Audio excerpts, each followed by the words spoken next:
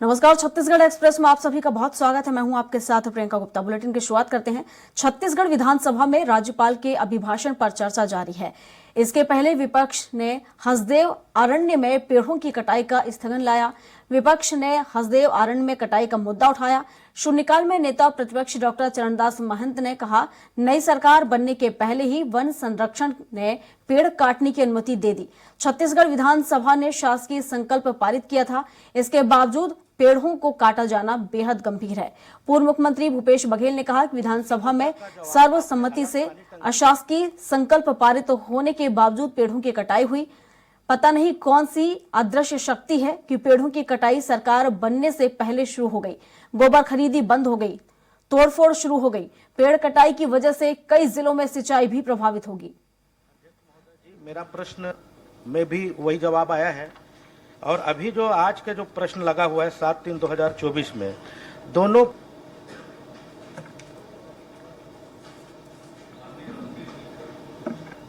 माननीय सदस्य जी का प्रश्न ये है कि क्या राजनाथ मैं ये चाह रहा हूँ उसी मुद्दा का जवाब आपने अलग पानी टंकी निर्माण बताते हो और अब उसी प्रश्न का जवाब इस जानकारी पूछी है, अन्य सड़कों के बारे में जानकारी नहीं पूछी है।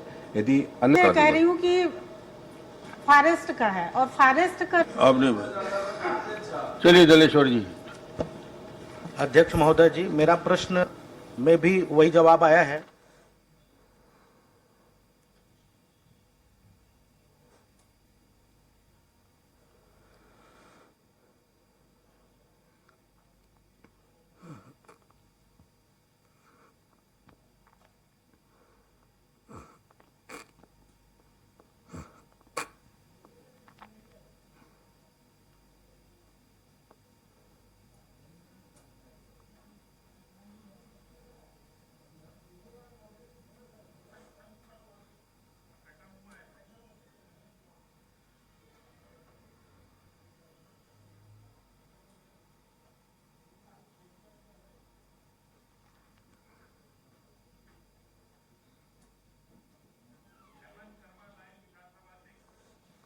और इस पर विस्तार से जानकारी के साथ हेमंत शर्मा हमारे साथ लाइव जुड़ चुके हैं। हेमंत, विधानसभा सत्र चल रहा है, आज तीसरा दिन है और इस तीसरे दिन देखा जाए तो हसदेव के जंगलों में जो पेड़ों की कटाई की जा रही है उसका मुद्दा विपक्ष ने उठाया है।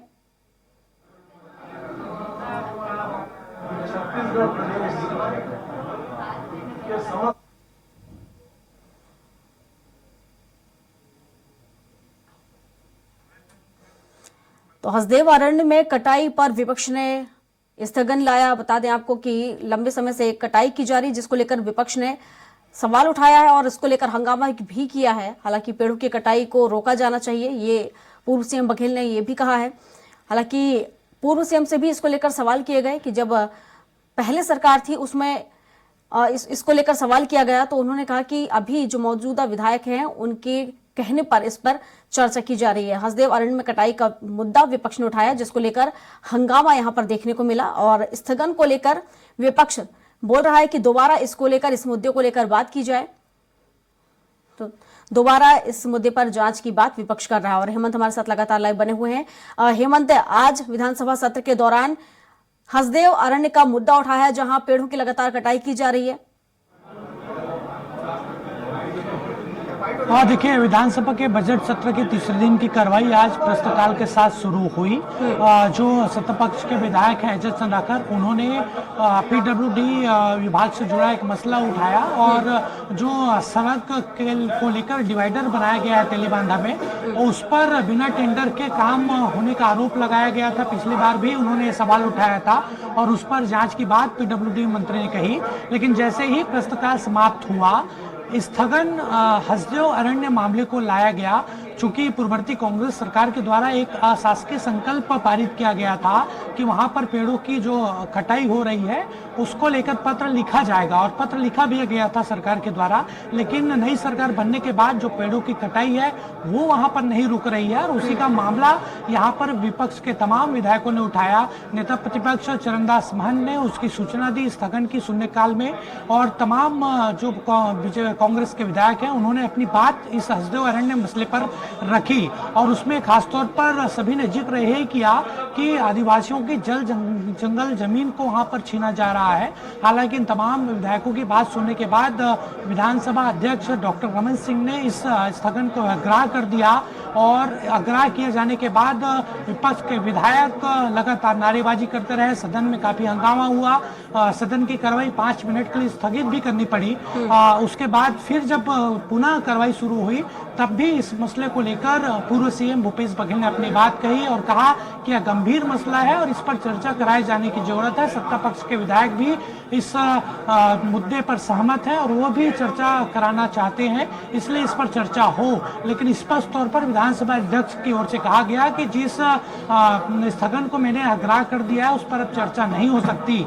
तो इस बात से नाराज होकर विपक्ष के विधायक बेल पर चले गए, गर्भगृह पर चले गए और चूंकि नियम विधानसभा की रहती है कि कोई भी जो विधायक है वो बेल पर जाकर अगर नारेबाजी करता है किसी मुद्दे को लेकर तो वो स्वयं निलंबित हो जाता है। तो सभी विधायक निलंबित हो गए। हालांकि कुछ देर बाद फिर से सभी विधायकों का जो निलंबन है वो वापस ले लिया गया। बिल्कुल हेमंत, और इसके अलावा अगर हम देखें हसदेव अरण्य के अलावा और कौन सा मुद्दा जिसको लेकर विपक्ष ने ध्यान आकर्षित किया? देखिए, प्रश्नकाल के बाद शून्यकाल में स्थगन का मामला उठाया गया था, लेकिन ध्यानाकर्षण के जरिए एक महत्वपूर्ण मसला जो राजेश मुड़त हैं बीजेपी के विधायक, उन्होंने उठाया और कोल से जो जुड़ा मसला है, जो कोल परिवहन और उससे संबंधित परमिट और स्वीकृति का जो मसला है वो यहाँ पर उठाया गया और इस पर कई तरह के सवाल सत्ता पक्ष के विधायक राजेश मुड़त ने उठाए और उस पर बड़ा जो घोषणा हुआ है सदन में वो ये हुआ है कि मुख्यमंत्री ने स्पष्ट तौर पर कहा है कि खनिज विभाग के संचालक ने सरकार से अनुमोदन नहीं लिया था। हमारी सरकार सुशासन के लिए संकल्पित है। मैं तत्कालिक संचालक की ओर से 2020 में लिए गए सभी फैसले को रद्द करता हूं। तो ये ध्यानाकर्षण के जरिए कोल परिवहन का मामला उठाया गया था और सभी जो निर्णय वहां पर लिए गए थे, फैसले लिए गए थे 2020 के, सभी फैसले को रद्द किया गया है सीएम के द्वारा। बिल्कुल हेमंत, आप अभी विधानसभा में मौजूद हैं, क्या कुछ अपडेट वहां को लेकर, क्या कुछ चल रहा है वहां पर? देखिए, ध्यानाकर्षण के जरिए मुद्दा उठाया गया और अब लंच ब्रेक यहाँ पर हुआ है और उसके बाद फिर से सदन की कार्रवाई शुरू होगी। प्रमुख तौर पर बात की जाए तो 7 और 8 फरवरी को राज्यपाल के अभिभाषण पर चर्चा के लिए समय तय किया गया था और आज से जो राज्यपाल का अभिभाषण हुआ था सत्र के पहले दिन, उस पर चर्चा की शुरुआत कुछ देर बाद होगी। चलिए, शुक्रिया हेमंत आपका तमाम जानकारियों के लिए।